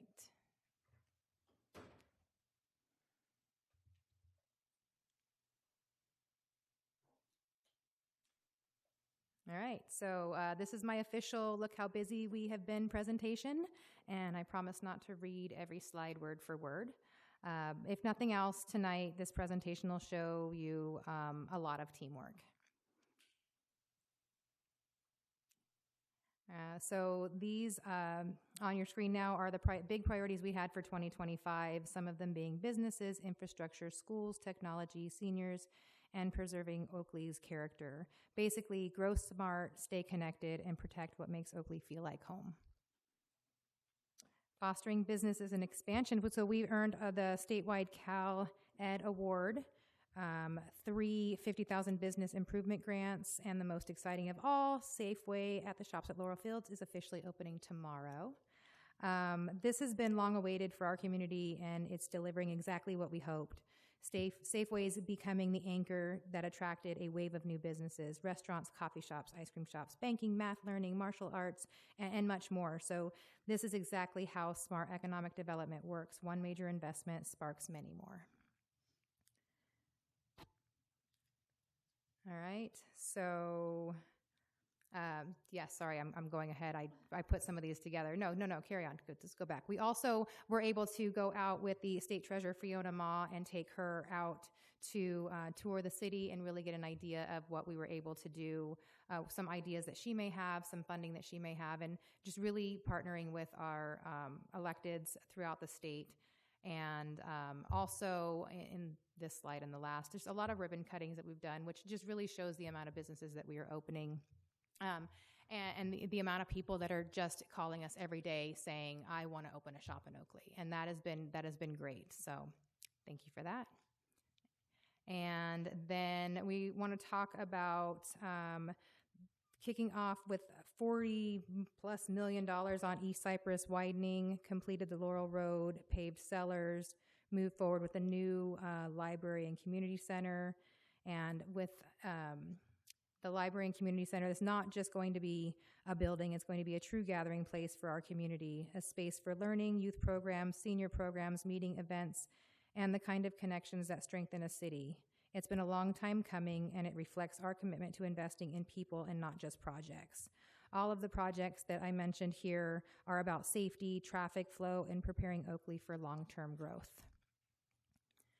And these also, a lot of the things that we have done, they take so long that you don't see the action until you start seeing the dirt move. But the projects take so much staff time and so much investment in trust to make sure that we are getting these things right. And the residents don't really see it until they see it come to completion. And just the amount of work that we have all seen go into these projects has just been phenomenal, and they're still going. And I know if you know government, things take time, but hopefully the residents are really starting to see that progress.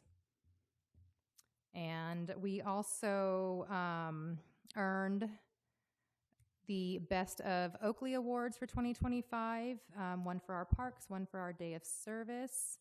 And somehow we managed to mix in things like an ice skating rink and markets and horse-drawn carriages all into one city, which is really, truly range. But the events and the recognition show that growth and community pride can absolutely coexist. We are growing, but we are still very much Oakley. And so thanks for those awards. Thanks for everybody that, really votes on that. But it just really goes to show that, like I said earlier, Oakley's not just that small city next door anymore. We really are making big moves. We have added a school resource officer for both of our middle schools. We have partnered with the Rotary Club of Oakley on Girls Empowerment Day, which I will say is one of the most uplifting, inspiring events of the year. And 2026, our own Daniel Navarro is going to be one of our speakers, so pretty excited about that. But everything on this slide is about protecting and empowering our children. And then there's all that good technology stuff. So we launched a new city website, implemented Solar APP+, brought new permitting software online, which means faster service and fewer hold please moments. This improves transparency, customer service, and access for residents and businesses alike. And this is the behind-the-scenes stuff that quietly makes life easier for everyone. We've opened Studio 55, expanded programming, and grew our hot lunches from 1 day to 4 days a week. So we now have full rooms, full calendars, and full plates. This has quickly become one of Oakley's most active and meaningful community hubs and might be one of my favorite success stories of the year. And final slide, this is my most important slide of the night. It's my thank you slide. So to our city staff, everything you saw tonight is the result of your hard work, professionalism, and dedication. Your resilience, your creativity, and your pride in serving Oakley show up every single day. You are the backbone of this organization, and this city is better because of you. To my fellow council members, thank you to those of you who have worked collaboratively, shown up prepared, supported our staff, and kept focus where it belongs, on the people of Oakley. Your kind of leadership matters, and it has not gone unnoticed. Serving as mayor this past year has truly been one of the greatest honors of my life. We have faced challenges, we have made progress, and we have strengthened the foundation of a growing city. I am deeply grateful to our residents for the trust and their engagement. As my term as mayor concludes, I want to congratulate and welcome our incoming mayor. Oakley is in excellent hands, and I look forward to supporting the continued work of this council in the year ahead. Everything you saw tonight on these slides took teamwork, and Oakley has that in spades. Oakley is strong, Oakley is moving forward, and Oakley's best days are still ahead. Thank you all.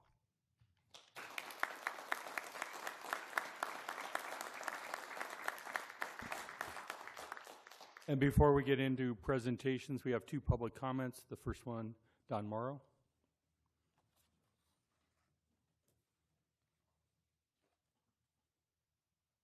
I'll be quick. I just want to thank my friend, Mayor Shaw, for her leadership this past year. I'm speaking as both an Iron House board member and a resident of your district. Mayor Shaw has dealt with constant disruptions this year, and she's handled every single meeting with dignity, intelligence, and patience. I'm really proud of you and how you've represented Oakley this year, Shannon. Thank you for your steady leadership.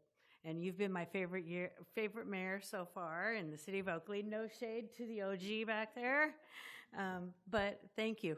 Congratulations. Our next speaker is Sloan.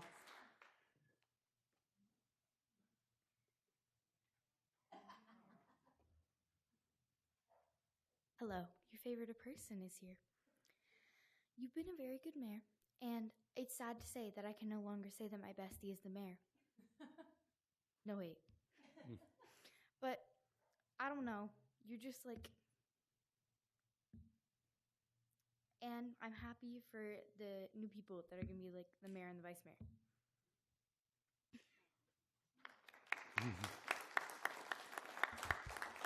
9.2, we're going to go into presentations. So, Mayor, if you could go down front.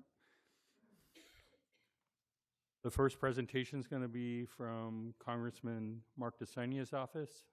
Alec?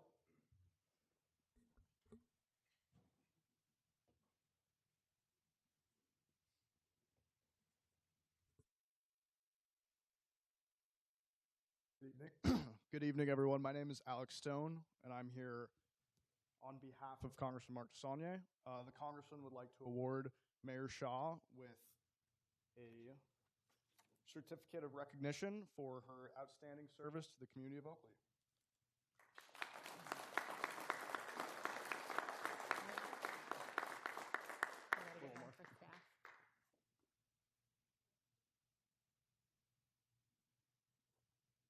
Congratulations. Thank you.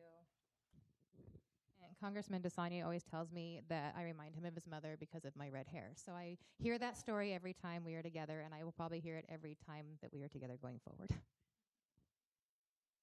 And Nicole, if you can come up representing Assemblyman Lori Wilson's office. I know you're wearing dual hats. Yes. So you can just bounce to the other one.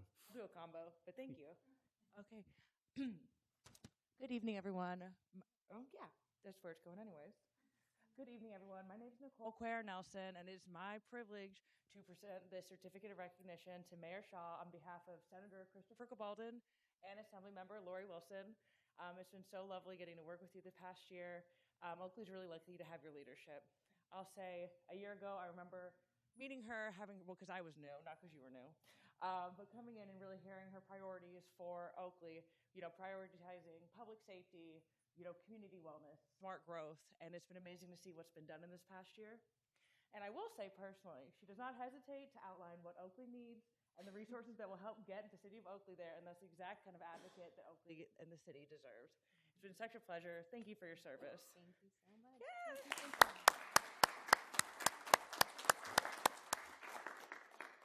Everybody, once again, y'all. It's been amazing. Thank you. Thank you. Thank you.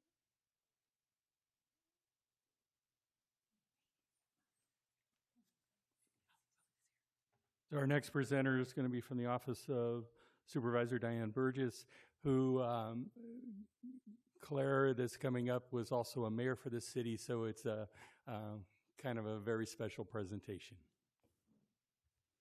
It is truly a very special presentation for me too. So thank you very much, Mayor, Vice Mayor, and Council. As they stated, my name is Claire Laura. I am former mayor and resident, but here tonight I'm here for Supervisor Diane Burgess and the residents of District 3 for the county. I'm Deputy Chief for her staff, and I'm happy to present this certificate. Before I read it, I'd like to also say that as a resident and former mayor, I've been very proud to see you lead this city, and I thank you for your leadership. You've led with so many adjectives, I want to make sure I get them right. You've led with compassion, determination, so much grace, and grit, and we are all very proud of you for that. I do want to read it because there are very special words that the supervisor wanted me to share. So the Honorable Mayor Shannon Shaw, Supervisor Diane Burgess hereby recognizes you for your years of dedicated service to the city of Oakley.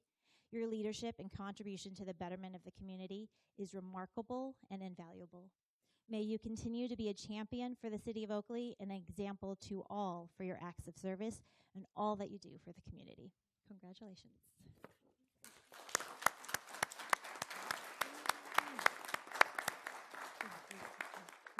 Good job. Thank you. Oh, that's the husband. Oh, we got to get the soccer photo and then wait for Danielle.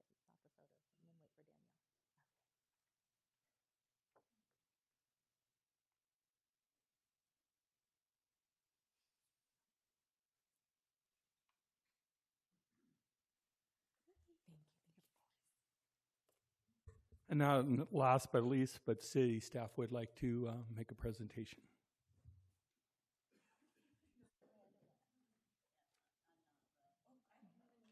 Thank you. We're going to start with gifts. Oh, my favorite. Because gifts are the best. And I think, we have several great past mayors in this room, and they know what it takes to be mayor. And I think you, Mayor Shaw, now know what it takes to be mayor, right? And how much effort that takes. But your husband as well has to endure all of that, right? And giving you up for the year, right, basically. So for Jason, we have some excellent spices, some spice rubs.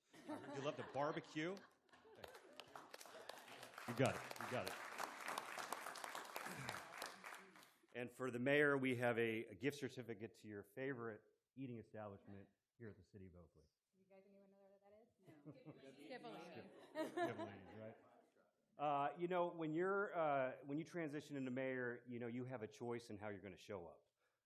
And I think you chose to show up with adjectives that have been described by others. But, you showed up with grace, you showed up with professionalism, and you showed up prepared.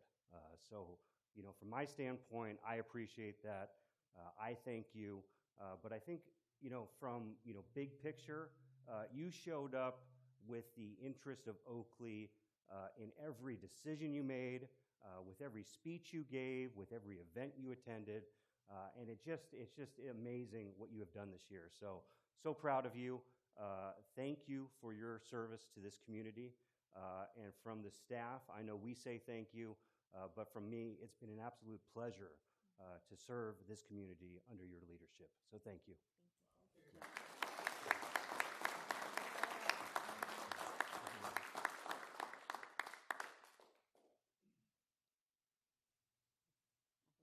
right.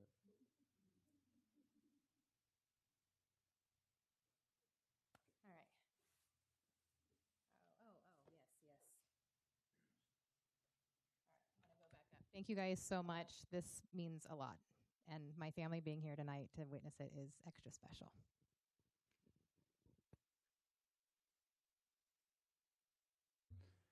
And I see we have a council member who'd like to speak. Councilmember Williams. Of course, no one is surprised by that. So it's no secret that Shannon and I are very close, which does not mean we always agree. There were lots of times where I left meetings and she would call me and I'd say, I cannot talk to you right now because I do not agree with what went on. And she handled that very well every single time. But I really am just so proud of everything that we have accomplished under her leadership. Shannon doesn't think of herself and how something benefits her. She thinks about how it's going to benefit the city and how it's going to make the city of Oakley better, which I think everybody sitting up here should absolutely always aspire to do. It's not about getting your name out there and being recognized. It's about making sure that every single day we're showing up and trying our best and trying to get what the residents need. And Shannon exemplifies that every single day. So I really appreciate it. And I really appreciate you allowing me to tell you when I don't agree with you as well. All right. Councilmember Meadows. Oh, I'm sorry. Shannon, you did a great job. Oakley's better off having you.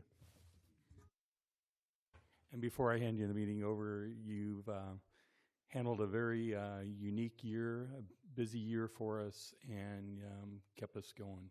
So thank you. And with that, I'll turn the meeting back over to you, Mayor. I hid my agenda under all these certificates. So, all right. We are going to move on to item 10.1, which is the selection of mayor and vice mayor. And I will turn it over to City Attorney Derek Cole for an overview of the selection process. Thank you, Madam Mayor. This is the final item in which you will preside as mayor. So I do want to say, as the city attorney, it's been a very pleasurable year working with you. You have, in my opinion, represented the city well, and you have gone above and beyond for the city. So I'm the legal advisor, but you and I have had so many conversations and we have worked with each other. So I just wanted to compliment you for all that you've done. With that, this year the city has implemented I believe this is the third system for selecting the mayor and vice mayor. So we started off with the original system, which I believe was drafted and followed by the council all the way back to 1999. And then a couple of years ago, we changed that when you went to districts, and we came up with a district rotation system, which would essentially have all of you rotating based off of your 5 districts. So in theory, every 5 years, whoever occupies your numbered districts would serve. This year, the council has changed to somewhat of a hybrid district but seniority system. The council recognizes that because of changes, it makes sense to look at seniority, but it also makes sense to look at the fact that you're in district systems. So we have a new system in which we look to and this was approved, I believe, in October, and is now in effect. And so we look to seniority, and we want, after having a cutoff where you have to have served basically for 1 year, so you at least have some service, we look to who has not served or who has not served for the longest period of time. Right now, that would be Councilmember Fuller, who represents District 5. And so he would be the person eligible to be the mayor. So the way we do this is we select a mayor. That is incorrect. Excuse me. what we approved in October was the vice mayor automatically rotates into mayor, and the person who has served, who has not been, would be eligible for vice mayor. Excuse me, let me double check that. Correct. Yeah, we have we have a transition. So Councilmember Fuller, I think, would be next year's because he has the longest time on. But I think you're right, that's item G, to ensure a transition from a district-based, Councilmember Fuller would serve as the vice mayor. So we have item G, which is, I'm looking at the new ordinance, and we had essentially a transition because under the old system, Councilmember Henderson, District 2, was set to be this year's council mayor. So Councilmember Henderson, would be up for mayor, and then we'll address vice mayor after we select mayor. My apologies, Mayor. That's all right. So we can go ahead and do the mayor selection first, and Correct. then we will come back to you for the... Correct. All right. Do I have any public comments on this item? Seeing none, I have had the pleasure of serving as mayor with Vice Mayor Henderson at my side every step of the way, and if you guys would allow, I would love to make the motion to select Vice Mayor Henderson as our incoming. I'll second. I didn't even get to finish. All right, so I have a motion and a second for Vice Mayor Henderson to become mayor. All those in favor? Aye. Aye. Any opposed? No. All right, passes 4-1. And we will go back to Attorney Derek Cole for the vice mayor rotation. Okay, and so now we go to the vice mayor. We use the seniority system. So currently the person with the least seniority who has not served as vice mayor or mayor is Councilmember Fuller. So the transition provision was for Councilmember Henderson in District 2 to serve. That's been selected, so Councilmember Fuller would be eligible to be your vice mayor for 2026. All right, do we have any questions of staff? Any public comments on this item? Can anybody speak? If you would just be, if you were welcome to speak, I just need you to fill out a card afterwards if you could. That's fine. Okay, then Sharon Kay, please. How do we, as a community,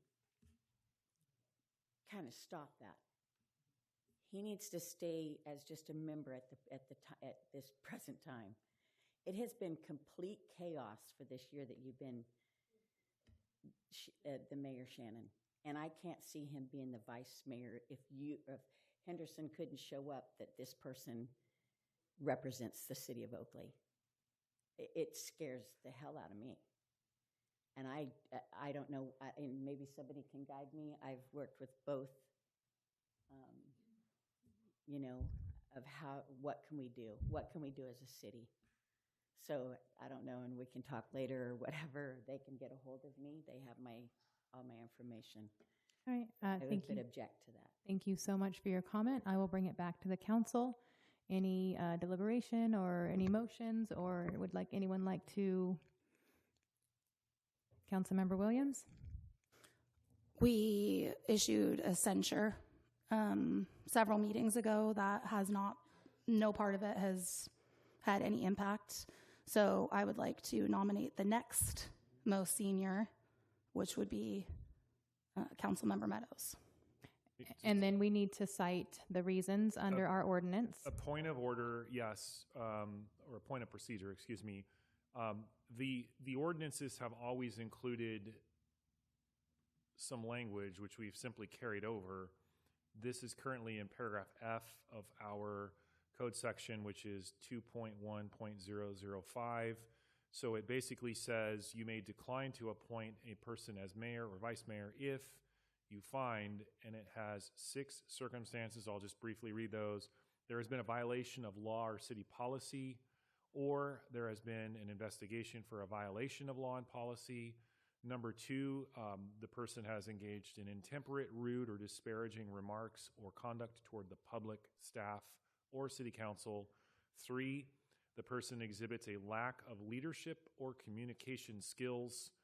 4, the person exhibits excessive absenteeism as a council member.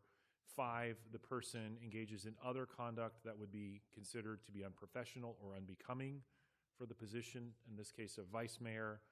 And then finally, the final ground is determination that the person does not have the available time to assume the additional duties, in this case of vice mayor. So those are the 6 grounds.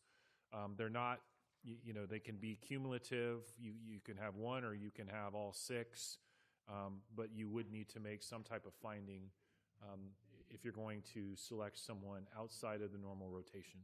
Yeah, no problem. It's everything except for absenteeism, and I don't know if he has time or not. So every other point, though. I'll second.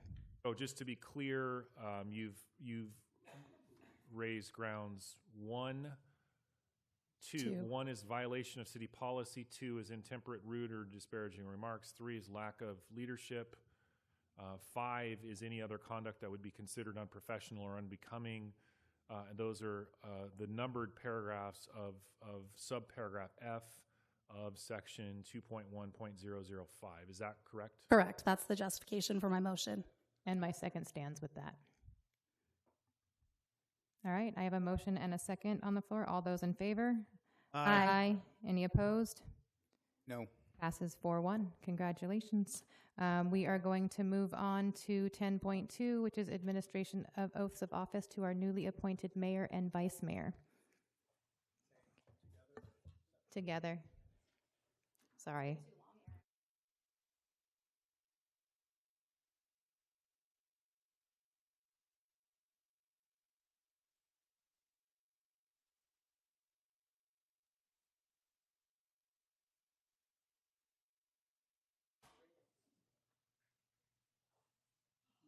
way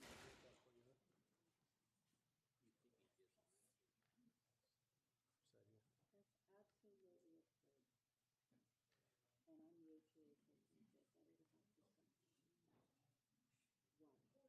I'll go over here. That's okay. She's going to put her face right so we're going to be balance. Thank you. Makes it easier.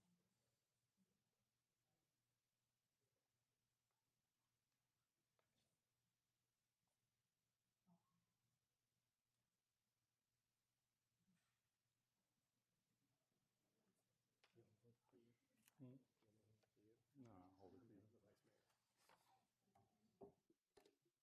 If you hold anything else. She doesn't have it put up on the screen. Can I hand you this? It's kind of small. I don't know what for you guys. We have the glasses. Here, you can have mine. They are. Okay, so if we're ready, if you can raise your right hand and repeat after me. I, and state your name. Hugh Henderson. Do solemnly swear Do solemnly swear that I will support and defend the Constitution of the United States that I will support and defend the Constitution of the United States and the Constitution of the State of California and the Constitution of the State of California against all enemies, foreign and domestic, against all enemies, foreign and domestic. that I will bear true faith and allegiance I will bear true faith and allegiance to the Constitution of the United States to the Constitution of the United States and the Constitution of the State of California, and the Constitution of the State of California, that I take this obligation freely that I take this obligation freely without any mental reservation without any mental reservation or purpose of evasion, or purpose of evasion, and that I will well and faithfully discharge that I will and faithfully discharge the duties upon which I am about to enter. the duties I'm about to enter.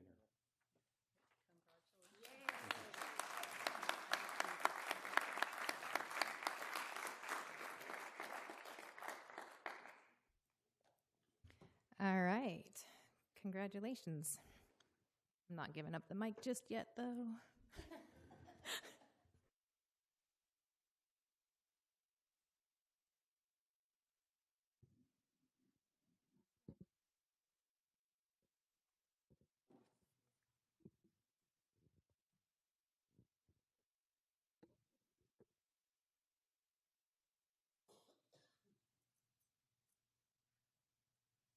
All right, so we are going to move on to item 11, which is closed session.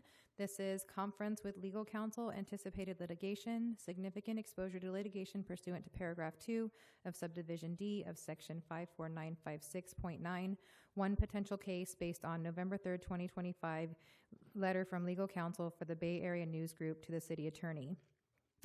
This meeting will adjourn after closed session, so I want to thank everyone for joining us.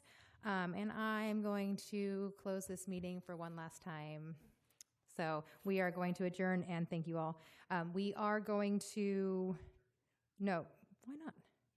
Well, we're going to adjourn it after the meeting. I'm still hitting the gavel. There are cookies and water available in the lobby for everyone to enjoy.